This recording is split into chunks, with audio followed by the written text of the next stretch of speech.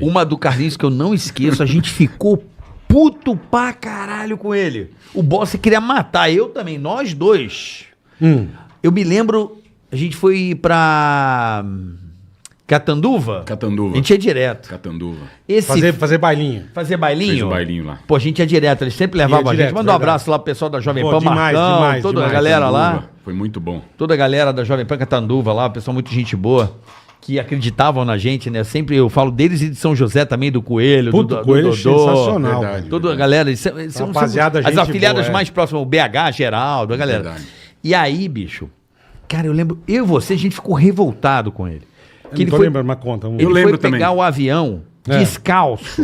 Verdade. Puta, Verdade. filha da puta. A gente ficou Que ano isso? Em 90? Isso 2000? O cara tava entrando 99. do chiqueiro. Eu falei, que isso, cara? Avião, você... E o que peidava nos lugares? Aquele cheiro azedo. Caiu o pelo do nariz, velho. E você sabia que era ele? Ele assim, ó. E parecia que tinham matado um lobisomem dentro do avião, velho. E o cara assim, ó.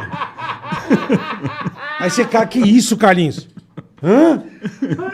Você lembra? E descalço. Eu tô lembrando, cara, eu tô Isso é um passando lixo, mal. Eu tô cara. lembrando Não, das mas, coisas. cara, você lembra? Eu fiquei muito puto. Eu falei, mas onde tá escrito na passagem que tem que vir Eu sei que não mas- pode, eu- mas deixa eu ir- descalço, Não, velho. óbvio, deixa eu ir como eu quero.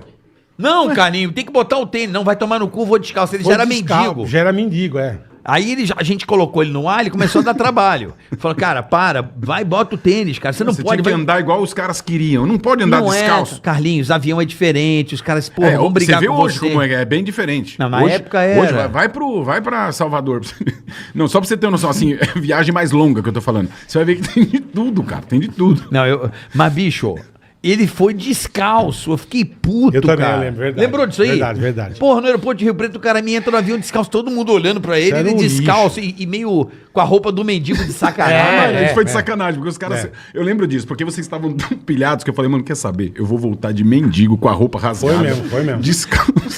Dentro do avião. Eu só não voltei com a peruquinha, cara pintada, tudo de preto, os tudo dentes cagado. pintados, todo cagado. E os caras, puto, o bola, se eu não me engano, ele era do meu lado e ele não sentou do meu Não lado. sentei. Eu peguei outro assento. Falei, não, sentado lá desse maluco.